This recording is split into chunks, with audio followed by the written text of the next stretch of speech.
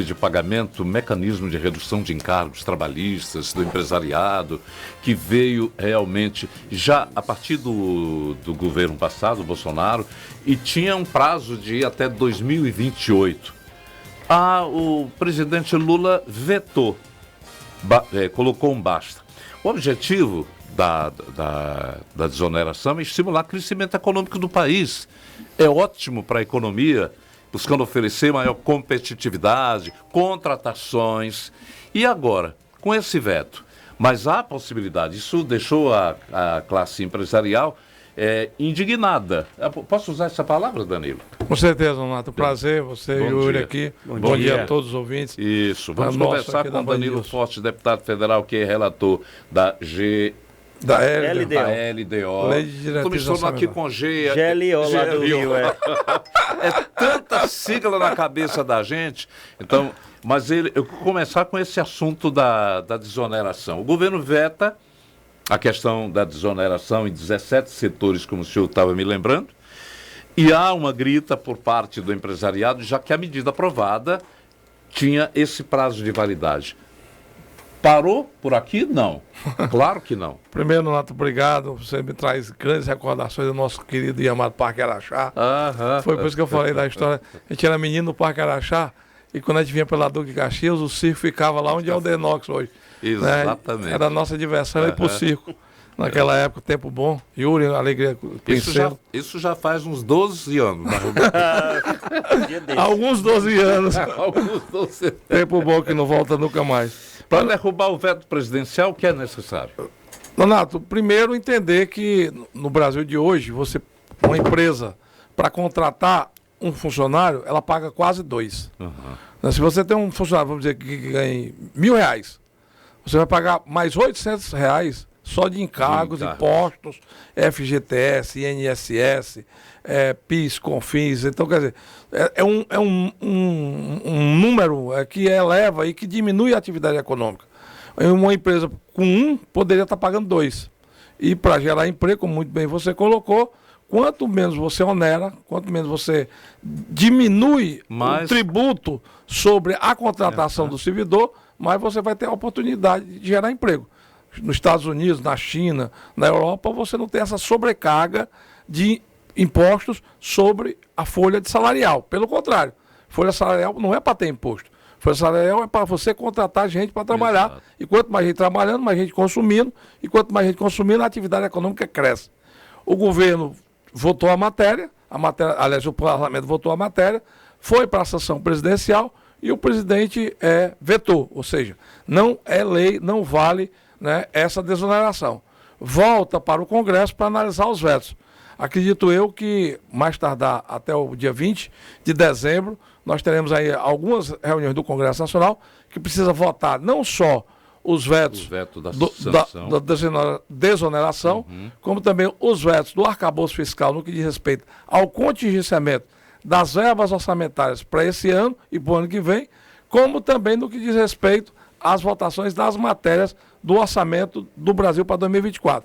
Tanto a LDO como a LOA precisa ser votado. E quem vota é o Congresso. Desculpa eu estar interrompendo, que eu quero pegar exatamente as caronas. Para derrubar o veto presidencial, o que é necessário para o ouvinte ficar sabendo? Não, vai para a pauta, é julgado como qualquer projeto de lei, né? Basta a maioria simples dos presentes, né? Câmara e Senado, é 2 votações. A representação da Câmara vota, se por maioria vetar, a representação do Senado também vota. Precisa ser votado nas 2 casas e precisa ser derrubado nas 2 casas para não ter vigência de lei. Naquela votação do dia 17, se não me falha a memória é minha, às vezes eu deixo na gaveta lá de casa, mas quantos deputados votaram a favor? Não lembro. Então a minha memória é igual à sua. E depois da Covid piorou. Mas é uma iniciativa do Congresso que tem a possibilidade de vencer. Eu acho que com certeza, porque já foi votado pela casa. Né, e foi votado por quase unanimidade. Né? Então, quer dizer, todo o Congresso Nacional... Por que o governo defendia o veto? Por quê? Primeiro porque o governo atual está numa ânsia arrecadatória muito grande. O que é que está acontecendo? A atividade econômica diminuiu, nós estamos com 4 meses consecutivos de queda de arrecadação, né? Essa queda de arrecadação vem em função do aumento de impostos, né? Você sabe que ano passado a gente diminuiu o imposto da gasolina, da energia, né? Foi uma lei minha, inclusive, né? E com isso a atividade econômica aumentou, o consumo aumentou, o comércio vendeu mais, a indústria contratou mais. Então você tinha um ciclo vicioso de crescimento. A arrecadação nominalmente também cresceu. Esse ano, desde o dia 2, o governo só pensa em aumentar imposto. Não só aumentou os impostos federais, como também os estados aumentaram os impostos estaduais. Então, essa aumento de imposto e juro alto, né? E a perspectiva ali, a sombra da inflação, você está falando do azeite nesse instante. O azeite é um produto do supermercado. No supermercado as coisas ficaram muito mais caras. Vai tirando dinheiro do bolso do consumo, as famílias estão sem dinheiro. Os trabalhadores brasileiros estão muito defasados no seu ganho salarial. Então, e o que é que está acontecendo? Estão comprando menos. E comprando menos, o governo arrecada menos. Então agora nós estamos num ciclo vicioso de pobreza. E o governo acha que para sair disso, precisa aumentar imposto. Então, reonerar a folha, aumentar imposto, é a tática desse governo. E a gente tem combatido isso. E também o veto, caso vamos fazer uma suposição que ele possa continuar, vai afetar, por exemplo, 17 setores da economia. São os que mais empregam. Confecção e vestuário, calçados, construção civil, call center, comunicação. Eu e o Yuri aqui desempregados. Deus me livre, bater na madeira. Empresas de construção e obras de infraestrutura, couro, fabricação de veículos, a indústria também, máquinas e equipamentos, proteína animal, têxtil, tecnologia de informação. Ainda há pouco eu li a informação que o Brasil caiu para 57º lugar em termos de avanço nessa área. Projeto de circuito integrado, transporte metrô ferroviário, transporte rodoviário coletivo, transporte rodoviário de cargas, que é da maior importância para que gere emprego e também a economia. São os setores da economia que mais empregam, né? O que é lamentável. Então eu acho que é exatamente o inverso. O Brasil, nesse momento, tem que baixar a carga tributária e estimular as atividades econômicas, que é o que a gente tem dito desde o ano passado. Inclusive, esse ano teve uma coisa mais absurda ainda, que foi o Bolsa Anfávia, que era o recurso do governo federal estimulando a venda de automóveis num discurso que eram carros populares, que não eram. E aí o que é que aconteceu? As indústrias desovaram os carros e a economia não ficou com nada disso. Por quê? Porque não retomaram os empregos que prometeram e, ao mesmo tempo, a arrecadação caiu. E era exatamente o dinheiro que ia para os estados e municípios, porque era o imposto de renda e o imposto do produto industrializado, o IPI. Então, esse dinheiro é que faz a massa, né, de recursos que são distribuídos para os estados e municípios. E os estados e municípios reclamam porque também estão recebendo menos do governo federal. Então, essa curva do gasto, ela tem que estar equilibrada com a curva da receita.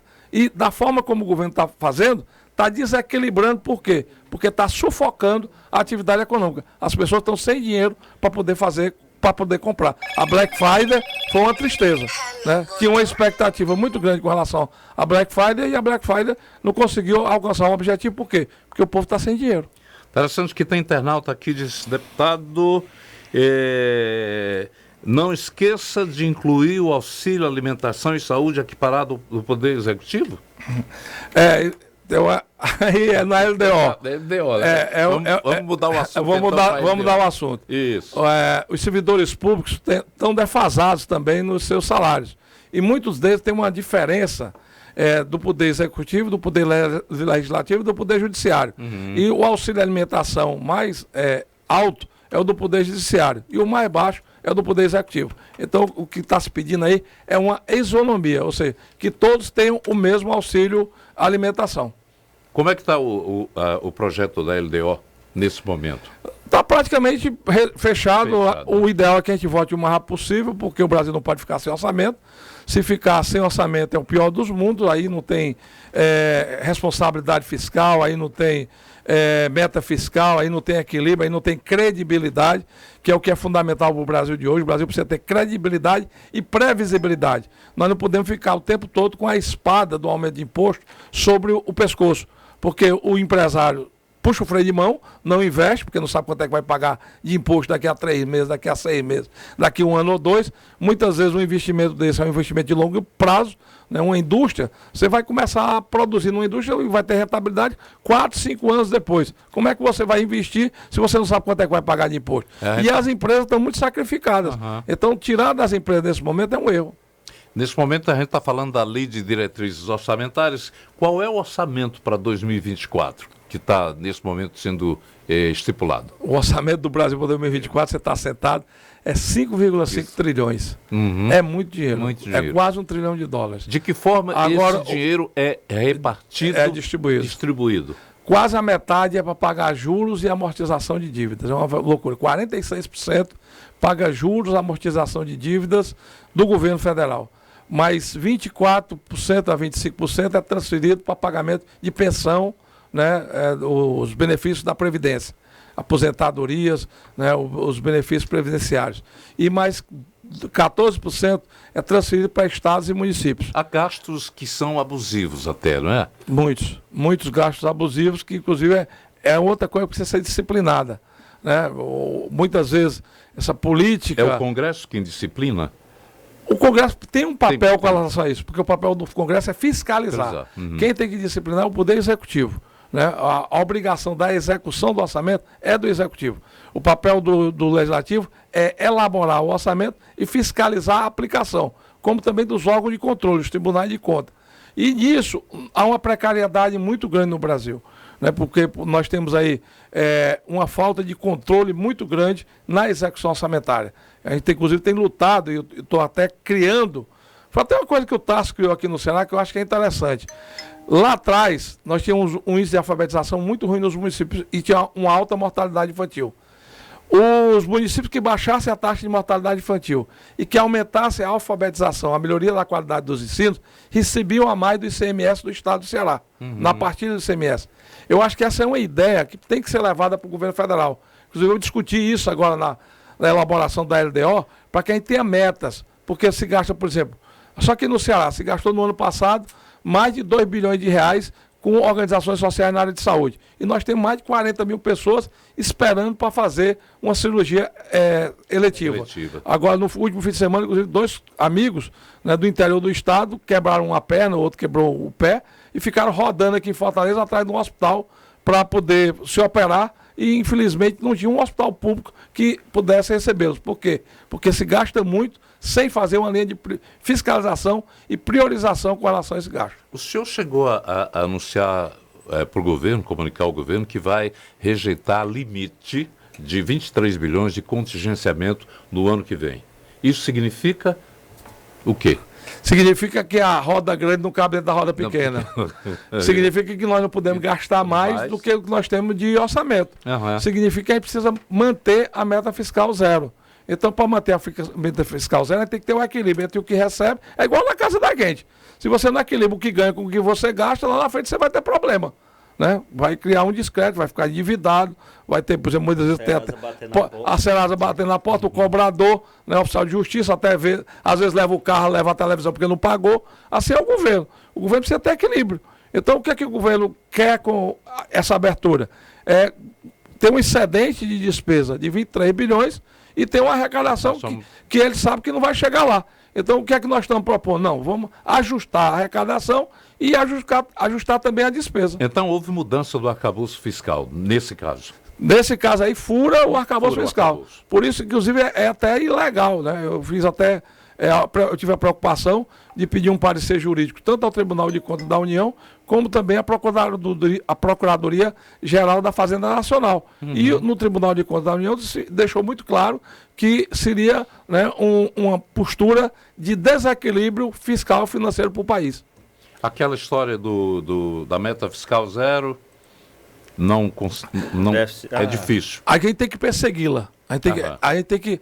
É que nem o Fortaleza lutando agora para ganhar ponto para ir para a Sul-Americana. Tem que lutar por isso. Está difícil? Tá, mas tem que lutar. Mas já conseguiu, pelo menos permanecer onde deve. Tá. O pior foi meu Ceará, né, que não conseguiu subir. Né, e tinha elenco e estrutura para isso. Então, quer dizer, a gente tem que persegui-la. A gente tem que ir atrás. É difícil? Inclusive, desde abril que eu venho dizendo isso. Nessa cartilha de juro alto, nessa cartilha de imposto alto e nessa cartilha de inflação, ninguém vai sair do atoleiro. Nós vamos ficar patinando e ninguém sai do déficit fiscal. A gente precisa induzir a economia. Então, medidas como essa, de manter a desoneração, medidas como de estimular a geração de energia renovável, sol e vento aqui no Nordeste, a neoindustrialização a partir de energia barata, baixar os tributos, que é o ideal para oxigenar a atividade econômica e gerar emprego, gerar oportunidade de emprego para que as pessoas possam, inclusive, ter uma rentabilidade maior e o consumo aumenta. Tem um ouvinte também. Deputado, não esqueça do Executivo que não podemos pagar pela obsessão do Haddad para o déficit zero. Tá lembrando aqui. É exatamente essa questão que nós estamos colocando. Dentro dessa questão dos planos de carreira, né, o governo quer tratar isso em lei específica. Né, lei para cada segmento, porque tem a reivindicação da área militar, tem a reivindicação do funcionário da saúde, tem do Ministério Público. Então, o governo quer tratar, são mais de 20 categorias. Vai ter mais exceção do que regra. Né? São quase mais de 20 categorias e cada uma lutando para exatamente garantir os seus benefícios. Eu vou aproveitar a sua passagem por aqui para fazer uma pergunta sobre a questão do Supremo, que nesse momento colocou a questão da liberdade de expressão, culpando as empresas que, por exemplo, se o senhor vier aqui falar mal de quem quer que seja, quem vai pagar o ônus da prova é a empresa? Como é que você viu? Isso não existe, isso não existe. Até porque a liberdade de imprensa é fundamental para qualquer democracia. E o Supremo, que se demonstra, né, e se fala como guardião da democracia, não pode nunca fazer uma aberração de cercear o papel da imprensa. A imprensa é responsável pelo editorial dela. Por exemplo, o que o Nonato fala, a Jangadeiro é corresponsável. Exato. Agora, por exemplo, o que o entrevistado... O entrevistado ao vivo aqui, de repente. Vai ser uma loucura, o cara diz uma bobagem aqui e lá vai responsabilizar. Tem que responsabilizar a pessoa. É igual a rede social. Rede social que você posta... Aí é que deve ter uma regra rígida. Você é responsável. Eu mesmo já ganhei 2 ações, né, contra fake news que foram lançadas contra mim. E de vez em quando eu entro com uma ação, porque nós na política somos muito expostos. Claro. Né, e aqui às vezes as pessoas se cedem, né, na argumentação, inclusive caluniando, difamando pessoas. Eu ganhei 2 ações com relação a isso. Agora eu não posso responsabilizar o Facebook. Foi nas redes sociais ou foi de pessoas da oposição sua? Foi nas redes sociais. Agora, a responsabilidade não é do instrumento, não é do Facebook, né? Não é do WhatsApp. A responsabilidade é de quem difama e de quem calunia. Então, o Supremo devia estar preocupado em agilizar o julgamento de quem difama. Isso é que devia ser feito, porque demora muito. Deputado, tem umas perguntas aqui de ouvintes, estão pedindo para o senhor comentar. Sobre a questão do veto da desoneração, voltando um pouco, de acordo com o Haddad, não seria exatamente teria sido exatamente porque não teve retorno por parte dos empresários na questão da geração de emprego. E tem outra pergunta aqui, deixa eu ver aqui o nome do Fernando, para o senhor comentar sobre a questão da reforma tributária e sobre se o IVA ajudaria justamente nessa questão dos aumentos de impostos para tentar melhorar para o cidadão. Sendo que o IVA vai ser o maior do mundo, né? Já. Não, peraí, calma, não é assim.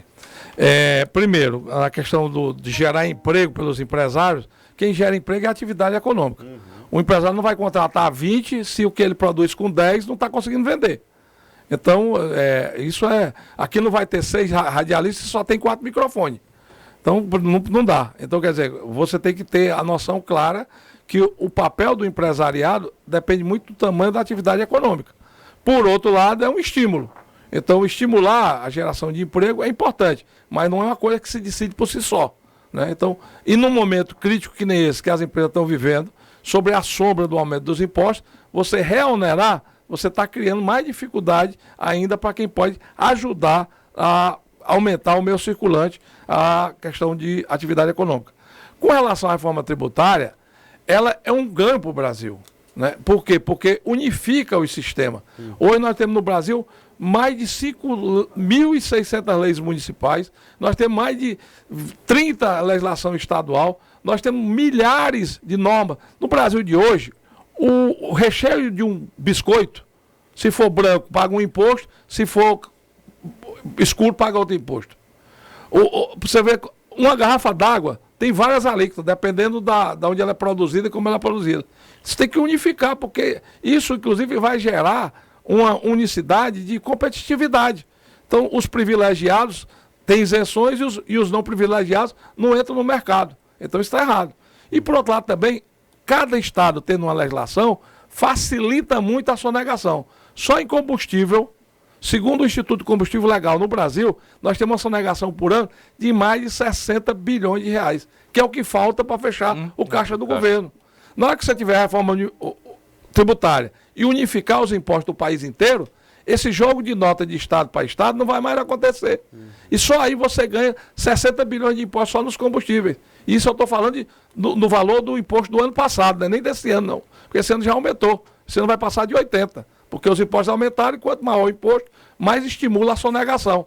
Então, você tem que entender que a reforma tributária ela é importante, inclusive para combater a sonegação e para estimular a atividade econômica e dar credibilidade, inclusive, porque, por exemplo, muitas empresas internacionais chegaram no Brasil e foram embora. Né? Por quê? Porque o Macro ali na BR ali. O Macro é uma empresa francesa, foi embora porque era tanta tributação, era tanta legislação, era tanta lei trabalhista, era tão difícil, que o departamento jurídico do Macro era maior do que o departamento de vendas do comercial do supermercado. Então é isso. Então está tudo distorcido. Né? Então a gente precisa da reforma e quanto menor for o prazo de transição, melhor. Por quê? Porque, inclusive, nós que somos estados consumidores, vamos ganhar mais. Dos 184 municípios do Ceará, só tem 2 que pedem. Os outros 182 aumentam a arrecadação, porque o imposto vai ser no destino. Então, por exemplo, a geladeira, o computador que a gente compra aqui, que é fabricado em São Paulo, metade do imposto dele hoje fica em São Paulo. A partir da reforma tributária, o imposto dele vai ficar todo no Ceará. Então, como nós somos mais consumidor do que produtor, nós vamos ganhar com isso também. Falar em municípios, agora é uma pergunta mais regional, que é a questão da duplicação da 222. É uma demanda antiga, né, deputado? Inclusive, nós colocamos no orçamento, eu tive com o ministro do Transporte no início de novembro, e foi priorizado a duplicação das 3 BRs que têm acesso a Fortaleza. O volume de carga está aumentando muito em função do crescimento do Porto do Pecém. Vem agora a Transnordestina e a ideia é continuar a duplicação da 116. Para isso, inclusive, já tem projeto, já vai iniciar agora em 2024, do Pacajus até a entrada de Morada Nova lá nos Cristais. E o projeto de lá dos Cristais até a entrada de Tabuleiro. Por lado de cá, 222, nós já estamos chegando no Porto do Pecém. Aí vai ser do Porto do Pecém, da entrada do Porto do Pecém até a divisa do Ceará, o projeto. E o primeiro trecho que vai ser construído é de Fortaleza, do Porto do Pecém até Itapajé, a duplicação. E na 020, o projeto do anel viário até o Canindé. Então, essas são as prioridades, inclusive, nós já colocamos no orçamento de 2024. Foi um pleito do ministro do Transporte junto a mim, para que a gente colocasse isso como prioridade de meta, e nós já colocamos como prioridade de meta, e já tem um abrigo de 40 milhões de reais para fazer esses projetos. Eu tenho curiosidade que eu estou descobrindo agora. A desoneração foi instituída ainda no governo Dilma? Ela vem desde o tempo do governo Dilma. Atravessando esses governos. Esses governos, sendo renovados. Sendo renovado. Agradecer a sua presença aqui. Vou falar de um tema do orçamento que você vai gostar. E eu fiquei muito feliz porque eu tive a oportunidade de estar nesse momento fazendo orçamento. Você sabia que as crianças com deficiência no Brasil não têm política integrada a nível nacional. O Brasil de hoje tem 18,6 milhões de pessoas com deficiência, dos quais quase metade com transtorno de espectro autista. Então, nós criamos para o Brasil uma política integrada. Pela primeira vez, nós vamos construir os núcleos de atendimento às crianças com deficiência, num projeto padrão que foi desenvolvido no estado do Rio de Janeiro, que vai ter o atendimento desde o neuropsiquiatra para fazer o diagnóstico, passando pelo psicólogo, pelo pedagogo, pela terapia ocupacional, pela fonoaudiologia, pela nutrição, pela educação física, pela área pedagógica, tudo numa clínica escola, porque, inclusive, Donato, outra coisa que eu também vivi das audiências que eu fiz pelo Brasil afora, hoje é um grande fator de separações de famílias. Muitas vezes o casal não tem maturidade para enfrentar o problema de ter um filho diferenciado. Então, nós entendemos isso e as mães viram escravas de uma situação muitas vezes constrangedora porque os filhos são tratados agressivamente, tratados com bullying. Né? Eu era menino uma vez, lá no meu tempo de Parque Araxá, na série eu entrava na boleia do caminhão com meu pai, e a gente passando uma vez pro Novo Oriente, eu me lembro demais dessa cena, tinha uma criança dentro de uma jaula. Meu Deus. Porque era uma criança que tinha uma deficiência cerebral. Eu já vi isso, então, uma criação lá na minha área, na região de Iguatu. Isso me marcou demais. A criança era guardada lá no quintal, numa casinha. Muitas vezes até amarrada pela perna. Né? Então isso me marcou demais. Isso é uma coisa assim que fere muito o coração da gente. E eu tive a oportunidade, pela primeira vez, nós vamos criar uma rubrica no orçamento, já tem 156 milhões para esse ano.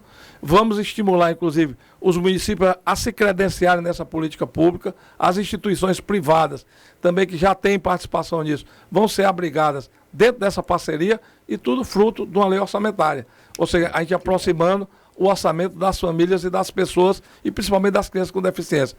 Então, eu acho famílias que sofrem até para conseguir diagnóstico, tratamento adequado. Não é? É difícil, inclusive porque não é todo município que tem um neuropediatra.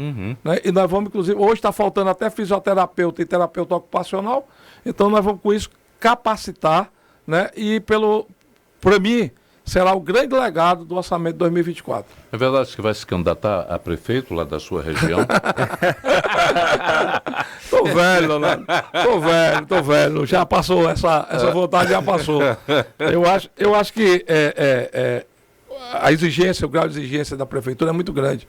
Né? E eu acho que eu estimulo a renovação política. Você sabe disso desde o início. Isso. Eu sempre fui um estimulador da renovação política.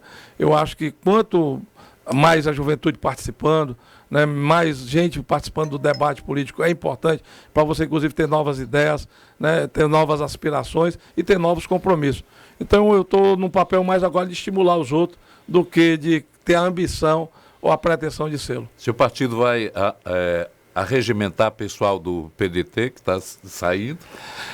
Os partidos são muito abertos no Brasil, né? E nós estamos fazendo um debate muito grande de renovação. Então, por exemplo, eu estou estimulando e formando diretórios nos municípios, né, e comissões provisórias, mas trazendo gente nova do que propriamente pescando aquele modelo antigo, da turma que saiu da Arena, foi pro MDB, depois foi pro PSDB, depois pro PDT, né? É a mesma turma. Você não está citando ninguém.